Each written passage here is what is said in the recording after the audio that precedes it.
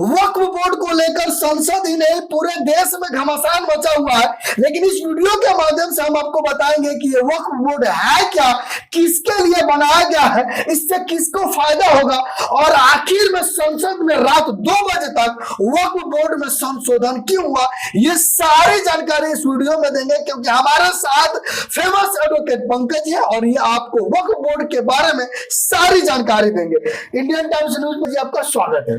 बहुत बहुत धन्यवाद सुनील कविराज जी कि आप एक मौजू विषय पर, एक बहुत ही रेलिवेंट, एक बहुत ही प्रासंगिक विषय पर आज मुझसे सवाल पूछने आए हैं।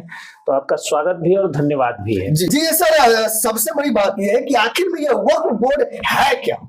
देखिए, जैसे वक्फ बोर्ड जो होता है वो एक तरह का ऐसा बोर्ड है, हाँ। ये एक ऐसा डिसिप्लिनरी ट्रस्ट कहें या बोर्ड कहें, ये ऐसा है जो मुस्लिम्स से जुड़े हुए और मस्जिदों से जुड़े हुए मामलों को देखता है। उसके वेलफेयर का एक बोर्ड है ये, उसके वेलफेयर का सबसे बड़ा इंस्टीट्यूशन कहिए या सबसे बड़ा ट्रस्ट का बोर्ड कहिए, ये है। तो ये इन चीजों को इंश्योर करता है कि मस्जिदों की संपत्ति या मुस्लिम्स के वेलफेयर के लिए, कल्याण के लिए काम कैसे और कब किया जाना है। तो ये तो हो गया कि है क्या। अब एक सवाल आपने पूछा कि आखिर हंगामा क्यों है बरपा, इसके लिए मतलब ये डिस्प्यूट क्यों हुआ है। तो सबसे बड़ी बात तो ये है कि ये डिस्प्यूट जो है ये टोटली एक पॉलिटिकल डिस्प्यूट है। राजनीति के तहत इस पर जो है वो कोई भी व्यक्ति, चाहे कोई भी पार्टी हो, वो राजनीति के तहत इस पर हंगामा हो रहा है। नहीं तो इतना बढ़िया जो नए संशोधन हुए हैं, जो मोटा तौर पर जो 5 चीजें आई हैं वो कितना सुंदर आई हैं। तो आप सोचिएगा तो कहिएगा कि सही में ये बहुत सुंदर है। लेकिन देखा जाए वक्फ बोर्ड में बहुत सारे ऐसे जमीन है, जमीनों का लेकर विवाद हो रहा है कि वक्फ बोर्ड जो है चाहे अनचाहे बहुत सारे ऐसे जमीनों को जो है हड़प कर रखा है, कब्जे में करके रखा है। क्या ये सही बात है? और इस जमीनों को सरकार अब ले रही है। सरकार का तो कम से कम यही कहना है कि जो वक्फ बोर्ड की जमीन है उस पर किसी एक व्यक्ति विशेष का कई जगहों पर कब्जा है। और पहले क्या था कि जैसे अगर वक्फ बोर्ड ने कहा कि कोई सार्वजनिक जमीन या संपत्ति है जो उसकी है तो वो उसकी हो जाती थी। उसके खिलाफ आप न्यायालय में नहीं जा सकते, सिर्फ कहने मात्र से। मतलब अगर उसने दावेदारी प्रस्तुत कर दी एक फॉर्मेलिटी को एडॉप्ट करते हुए तो वो उसकी हो जाएगी। तो अब आप जरा सोचिए कि अगर कोई भी व्यक्ति हो या संस्थान हो, अगर किसी चीज का दावा करता है तो उस दावे के खिलाफ आप न्यायालय में जा सकते हैं। लेकिन वक्फ बोर्ड अगर किसी संपत्ति को पर जो है अपना अधिकार, आधिपत्य, स्वामित्व स्थापित करने की बात कर रहा है या कर चुका है तो उसके खिलाफ आप न्यायालय में नहीं जा सकते। तो संसद में पास हुआ है वक्फ बोर्ड, ये बिल क्या है? क्या देखिए, पहले से वक्फ बोर्ड बिल है इस देश में। वो जो पहला नियम था वो ये था कि अगर वक्फ बोर्ड कहता है कि किसी संपत्ति को कोई जमीन जो है वो उनकी है, तो वो उनकी हो जाती है, उसके खिलाफ अपने न्यायालय में नहीं जा सकते। तो पहला तो संशोधन ये हुआ है कि अगर कहा जा रहा है तो वाजिब कारण आपको बताना होगा। जब कारण आप बता दीजिएगा और वो आपका हो जाएगा तो उसके 90 दिनों के अंदर में वह व्यक्ति उच्च न्यायालयों में भी जा सकता है। यानी जैसे बिहार की जमीन है तो पटना उच्च न्यायालय में या जहां भी अपना है उसके उच्च न्यायालय जो भी जुडिक्शन में आता है। तो पहला तो ये हुआ। दूसरा, वक्फ को पूरी तरह से सेक्युलराइज किया गया है कि अब उसमें जो है वो हिंदू सदस्य भी होंगे, मुस्लिम्स भी होंगे, लेकिन हिंदू सदस्य भी 2 होंगे, उसमें 2 महिलाएं होंगी। तो महिलाओं को तो चाहे किसी भी समाज की महिला हो, इस्लाम भी कहता है कि माँ के पैरों में जन्नत है। और हम लोगों को भी जब शक्ति की जरूरत होती है तो दुर्गा माँ के पास जाते हैं। मतलब जो भी सनातनी हिंदू लोग हैं वो शक्ति की जरूरत होती है तो वो दुर्गा माँ के पास जाते हैं। लक्ष्मी की जरूरत होती है, पैसे की जरूरत होती है, लक्ष्मी माँ के पास जाते हैं। ज्ञान की जरूरत होती है, सरस्वती माँ के पास जाते हैं। जन्म हमारा हमको माँ देती है, दूध पिला के पालती पोसती माँ है, खाना रोटी बना करके खिला के जवान माँ करती है, जवानी में हमको काम करने लायक हमारी पत्नी खिला पिला करके बनाती है माँ के नहीं रहने के बाद में। और बुढ़ापे में आज भी किसी से पूछिएगा कि औलाद में कौन सी औलाद सही में सहारा बनती है तो लोग कहेंगे कि बेटी। तो बेटियों को अगर अधिकार मिल गया, महिलाओं को, माताओं को अधिकार मिल गया कि मुस्लिम माएं अब जाकर के अगर वक्फ बोर्ड में 2 माएं मेंबर्स होंगी और संपत्ति में उनका भी अधिकार होगा तो क्या दिक्कत है। तो ये हंगामा नहीं होना चाहिए था। तो एक तो ये हो गया। दूसरा हो गया कि उसका पूरी तरह से सेक्युलराइजेशन हो रहा है। तीसरा हो गया कि न्यायालय में आपको उस फैसले के खिलाफ जाने का अधिकार मिल जाएगा। तो यही सारी कुछ चीजें हैं, इस पर लोगों ने विवाद खड़ा कर रखा है, लेकिन विवाद की कोई जरूरत नहीं है। पहली बात तो ये है कि मुस्लिम्स भी पूरी तरह से इससे असंतुष्ट नहीं है। हाँ, ये भी सवाल है कि आखिर में संसद में ओवैसी क्यों हंगामा कर रहे हैं, और भी मुस्लिम जो है कहीं कहीं देखा जाए विरोध प्रदर्शन किया जा रहा है, संसद में किया जा रहा है। देश में आधे से ज्यादा मुसलमान भाई इसके समर्थन में हैं जी। और जहां तक जिस शख्स की आपने बात किया ओवैसी साहब की, तो ओवैसी साहब वैसे भी वो सेक्युलरिज्म में विश्वास नहीं रखते हैं जी। वो हमेशा मुस्लिम राग अलापते हैं। तो क्यों भाई आप हमको मुसलमान बना रहे हैं, हिंदू बना रहे हैं जी। आप हमको हिंदुस्तानी रहने दीजिए जी। आप हमको जो है एक इंसान रहने दीजिए।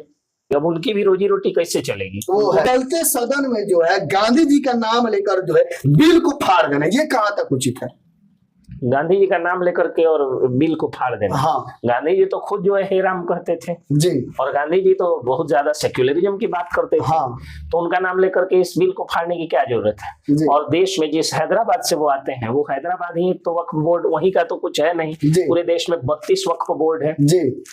तो 32 के पहले जो अभी कार्यकारी सदस्य हैं, जो या जो अभी अध्यक्ष हैं या जो भी उसके अधिकारी पदाधिकारी हैं, इनकम्बेंट हैं, जो वर्तमान है, वो लोग जो है वो कुछ नहीं विरोध कर रहे हैं और वैसे ही विरोध कर रहे हैं। तो ये पॉलिटिकल मामला है। एक वकील के तौर पे कानून क्या है वो पूछिएगा तो मैं बता दूं जी। और जो वक्फ बोर्ड में बदलाव हुआ है, इसको देखते हुए मुस्लिम लोगों को क्या इससे फायदा होगा और क्या घाटा होगा? देखिए, पहली बात तो ये है कि मुस्लिम्स के भी वैसी कम्युनिटी जो अल्पसंख्यक हैं जी, जो कम संख्या में हैं, और उनको भी उसमें भागीदारी मिलेगी। हाँ। तो एक तो सबसे बड़ी बात कि ये बहुत बड़ा फायदा हो गया मुसलमानों को कि उसमें जिन जातियां या जो वर्ग उसमें भी है जो कम संख्या में है, जिनको वक्फ में कोई भागीदारी नहीं थी, वो भागीदारी मिल जाएगी। दूसरा क्या है कि उनकी भी संपत्ति पर व्यक्ति विशेष का, उसमें भी भूमाफियाओं का जो कब्जा था वो कब्जा हट जाएगा। तो दूसरा फायदा होगा, गरीब लोगों को फायदा होगा जिनका जमीन हड़पा गया है जी। दूसरा फायदा ये हो गया कि गरीब लोगों को फायदा हो जाएगा। उसके बाद उसमें भी जो कास्टिज्म है वो कास्टिज्म समाप्त हो जाएगा। तो ये दो मेन फायदे हो गए। तीसरा, कोई भी धर्म हो, अगर आप हिंदू भी हैं, मैं नहीं जानता हूं आप हिंदू हैं या मुसलमान हैं, आपका नाम सुनील है तो इससे ये मतलब नहीं है कि आप हिंदू ही हैं। हमारे गांव में राजू मियाँ हैं, हमारे गांव में नेहा खातून है, तो ये सब लोग हैं लोग। तो देश सेक्युलर है और नाम मिट्टी का होता है, नाम धर्म का नहीं होता है। तो भारतीय नाम है आपका। तो लेकिन अगर आप हिंदू भी हैं, आप नहीं चाहिएगा कि आपके मंदिर की संपत्ति को कोई हड़प ले। उसी तरह मुसलमान भाई भी नहीं चाहते हैं कि उनके मस्जिद की संपत्ति को कोई हड़प ले। और सभी जातियों का और खास करके महिलाओं का अगर उसमें अगर भागीदारी होगी तो इससे बढ़िया क्या है भाई? ये भी बात खुल के आ रहा है कि वक्फ बोर्ड जो है उसके पास बहुत ज्यादा जमीन है। देश के बाद, सेना के बाद जो है वक्फ बोर्ड के ही पास जो है बहुत ज्यादा जमीन है। तो जमीन है तो उन जमीनों को छीनने के लिए कोई नहीं कह रहा है। हाँ। अवैध रूप से उसके नाम पे कब्जा हटाने की बात हो रही है। वो भी अभी बिल में ऐसा नहीं है कि उसको इंक्रोचमेंट हटाया जाएगा या लैंड का एक्विजिशन किया जाएगा, इस पर कोई चीज नहीं है। तो अब रही बात कि कितनी भी जमीन है उससे जो लोग विरोध कर रहे हैं उनको क्या लेना देना। तीसरी सबसे बड़ी बात जो देश को फायदा होगा कि धर्मांतरण का जो आरोप लगता है जी, कि कुछ लोग क्या करते हैं, जैसा कि आरएसएस के लोग या बीजेपी के लोग भी आरोप लगाते हैं कि मुस्लिम आक्रांता आते हैं और कहीं कहीं जाकर के क्या करते हैं कि उनको जो है वो घेर लेते हैं, मतलब हिंदू भाई होते हैं उनको जो है वो घेरते हैं और उनको घेर करके जो है कहते हैं कि आप जो है वो धर्मांतरण करिए, जैसा कि बीजेपी के कुछ लोग या आरएसएस के लोग आरोप लगाते हैं जी। विश्व हिंदू परिषद वाले भी आरोप लगाते हैं जी। और तब वो लोग क्या करते हैं कि संपत्ति को जो है वो वक्फ बोर्ड को लिख देते हैं जी। तो अब है कि अगर आप नया एडॉप्टेशन करिएगा तो आपकी संपत्ति आप वक्फ बोर्ड को नहीं दे पाइएगा। तो अब इस तरह से क्या हुआ कि धर्मांतरण का जो आरोप अगर मुसलमान भाइयों पे लग रहा था वो भी अब कम हो जाएगा कि भाई जब इसकी संपत्ति होगी नहीं वक्फ बोर्ड को तो क्यों फिर आगे मतलब क्यों कोई जाएगा धर्मांतरण करने। धर्मांतरण का जो विशेष लक्ष्य था, जो भूमाफियागिरी जिसको कहा जाता है, जो हर धर्म में होता है, हर जाति में होता है, यहाँ तक कि गांव समाज में भी आप देखिएगा कि कोई बुढ़िया औरत अगर जो है वो विधवा है या कमजोर है, उसके जमीन पर किसी की नजर है तो उसको डायन का आरोप लगा देता है और उसका खलनायकीकरण कर देता है ताकि लोग उसका सपोर्ट करना छोड़ दे जी। और तब क्या होता है कि उसकी संपत्ति को हड़प लिया जाता है। अगर वो जवान है तो उस पर जो है वो चरित्रहीन का आरोप लगा दिया जाता है और उसकी संपत्ति को हड़प लिया, पहले खलनायकीकरण किया जाता है। तो इस स्थिति में अगर आप देखिएगा तो इस स्थिति में भी ये चीजें सही नहीं थी। तो अगर हमारे मुस्लिम भाइयों का बोर्ड अगर सेक्युलराइज हो रहा है तो ये तो अच्छी बात है ना। अगर हम आपके बोर्ड में आए और आप हमारे बोर्ड में आए, जैसा कि किसी शायर ने कहा भी था कि जिस दिन मस्जिदों में बजेगा घंटा और मंदिरों में गूंजेगा अजान, उसी दिन खुश होगा अपना हिंदुस्तान। तो अगर हमारे में आप आ रहे हैं और आप में हम आ रहे हैं तो क्या बुरा है, आप सेक्युलर कंट्री चाहते हैं ना। और दूसरा जो वक्फ बोर्ड है वो, उसके बारे में संबित पात्रा का एक भाषण वायरल हुआ था, आपने देखा होगा, बीजेपी के जो नेता हैं सांसद जी, कि मुस्लिम देशों में ये नहीं है जी, तो फिर हिंदू देश में है तो उसको हटाया नहीं जा रहा है, उसको साफ सुथरा बनाया जा रहा है।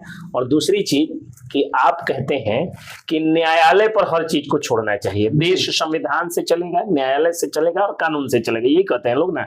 तो उसी संविधान के द्वारा बनाए गए नियम के अनुकूल चुने हुए सांसदों और चुनी हुई सरकार के बहुमत से जब बिल पारित हो गया तो उसका विरोध क्यों होगा, मैं ये कहना चाहता हूँ।